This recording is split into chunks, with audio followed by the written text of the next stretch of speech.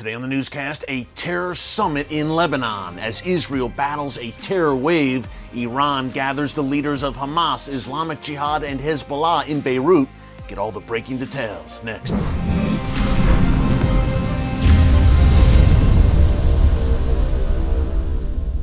Hey folks, Erick Stakelbeck here. Welcome to the Watchman Newscast. We told you here yesterday about this ongoing terror wave that Israel is facing right now. Since the beginning of this year, some 27 Israeli civilians have been murdered by Palestinian terrorists, and 3 Israeli soldiers have also lost their lives as well in acts of Palestinian terror, which many times have the fingerprints of Hamas and Palestinian Islamic Jihad, those 2 Iranian proxies, on them. Israeli officials say that Iran indeed is helping to drive this new wave of terror, which is largely targeting Jerusalem and Judea and Samaria, the biblical heartland, which the world knows as the West Bank. Here on the newscast, we call it Judea and Samaria because that's what the Bible calls it. So that's good enough for us, needless to say. But Judea, Samaria, and Jerusalem have been targeted. Prime Minister Netanyahu, Defense Minister Yoav Gallant, and other top Israeli officials say Iran is behind this. And now, as Iran tries to open a new front in the West Bank, Judea, and Samaria, we have Iran's most trusted front, I guess you could say, Lebanon, the home base of Hezbollah, playing host today to Iran's Foreign Minister Hossein Amir Abdollahian. He's in Beirut today, meeting with leaders from Hezbollah, Hamas, and Islamic Jihad, folks. And I do not think the timing is any coincidence. We're going to dig into that, and also Libya and Israel, that major diplomatic row earlier this week. What is Libya's prime minister saying about potential normalization between his country and the world's one and only Jewish state? We're going to break that down as well. Before I do, folks, quick programming note. Reminder, I've been talking about this throughout the week. Tuesday, September 5th, that's the day after Labor Day here in the United States, at 8 p.m. Eastern Time. Tuesday the 5th, 8 p.m. Eastern Time on TBN, my brand new 1-hour special, The Rise of Artificial Intelligence. Folks, everyone is talking about AI right now. It is one of the issues of our times.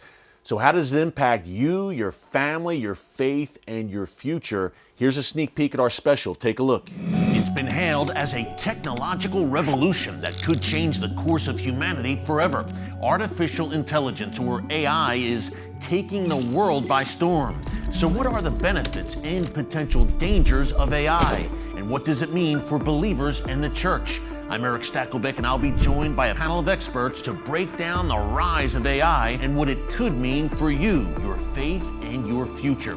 It's coming up right here only on TBN and the TBN app. Absolutely one of the most important programs I have ever produced, folks. Again, Tuesday, September 5th, 8 p.m. Eastern Time on TBN, The Rise of Artificial Intelligence. Do not miss it. And hey, if you are here, maybe you've never been here before, maybe you are a regular viewer of the Watchman News channel, be sure to subscribe and click the notification bell so you get alerts every time a new video is posted. With so much happening in the world's most volatile and chaotic region, the Middle East and beyond, China, Russia, and we're also talking Great Reset, AI, things happening here in the United States and more.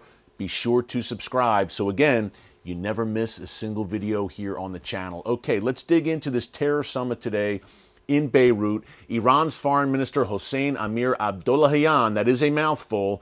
He was in Syria this week meeting with Bashar al-Assad and leading officials from the Assad regime. Again, as I mentioned, he's in Lebanon today in Beirut, where he met, number one, with his most trusted proxy, Sheikh Hassan Nasrallah, the leader of Hezbollah. Now, not too many details came out of this meeting, but what we do know, based on what sources in the region are saying, is that Nasrallah said, or he warned, I should say, Israel of any, quote, miscalculations, I presume, along the Israel-Lebanon border. And he and Abdollahian also boasted together that anti-Israel terror groups and Iranian proxies in Lebanon have never been stronger than they are right now. And folks, it's hard to argue with that.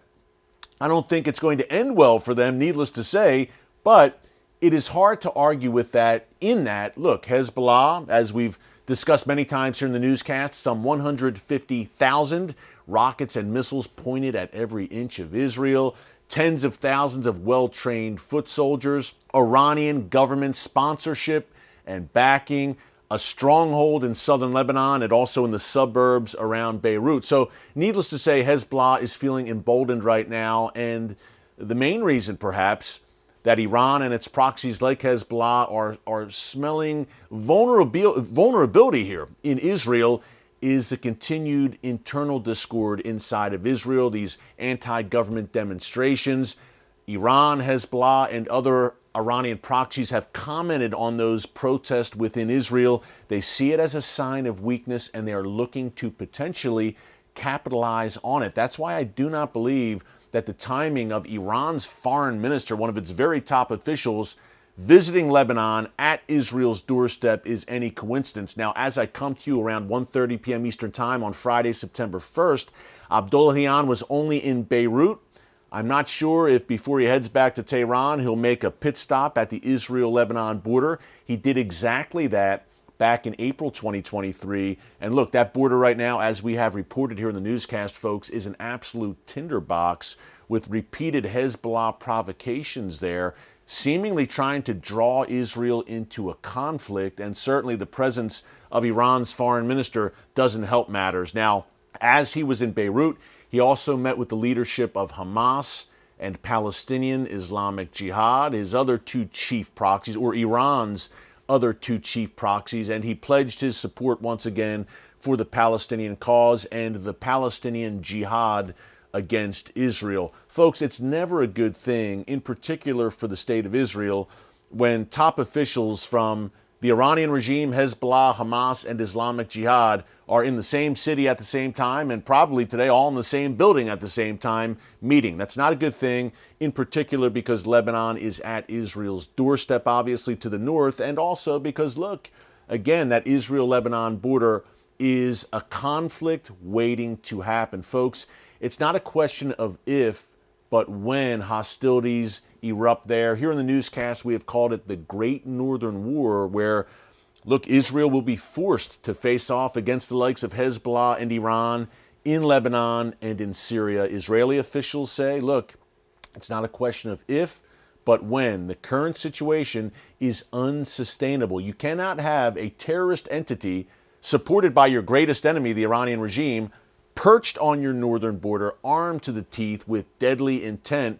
For Israel, it's a red line and an absolute non-starter. They've lived under this now for 2 decades and more, the Hezbollah threat, since 2006, going on 2 decades, I should say, after which Hezbollah has really ramped up their arms. Hezbollah's been around for about 40 years, but in the past 17 years, folks, in particular, since that last Israel-Hezbollah war, Hezbollah has completely expanded its arsenal, and for Israel, that is an unsustainable situation. So we know that conflict is coming. In the meantime, Iran, look, the head of the snake resides in Tehran, right? Stirring the pot in Lebanon.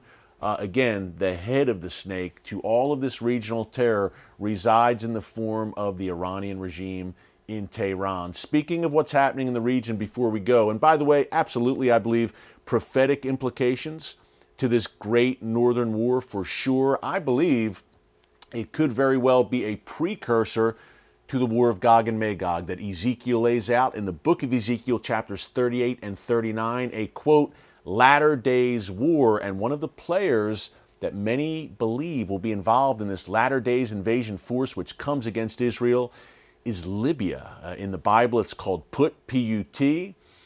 But interesting developments on that front this week, folks. Before we go, we reported earlier in the week about Libya's foreign minister meeting with Israeli foreign minister Eli Cohen in Italy.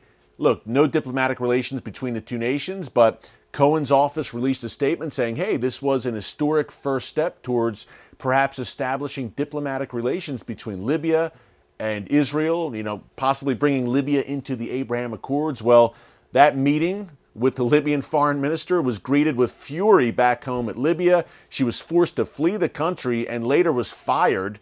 And now Libya's prime minister today said that we will never normalize relations with Israel and we support the Palestinian cause. Long live the Palestinians, he said, and we support them wholeheartedly. Never relations with Israel. So I ask you what you think. Any prophetic implications there, folks? Do you think, is this just a complete turn by Libya against Israel? Libya, essentially, look, it's been a mess since 2011 in particular, the fall of Gaddafi, and the country's essentially split into two halves, east and west. What does it mean prophetically? What do you think? Is there an Ezekiel factor in these events this week regarding Libya and Israel? Would love to get your thoughts. Hey, thanks so much for joining us here today on the Watchman Newscast. Until next time, God bless you. And remember, never hold your peace. Hey everyone, thanks for checking out the Watchman Newscast. Make sure you hit the subscribe button so you never miss an upload, and tap the bell icon so you're notified every time a new video is posted. And don't forget to share your thoughts, insights, and comments below. Thanks for watching. We'll see you back here tomorrow.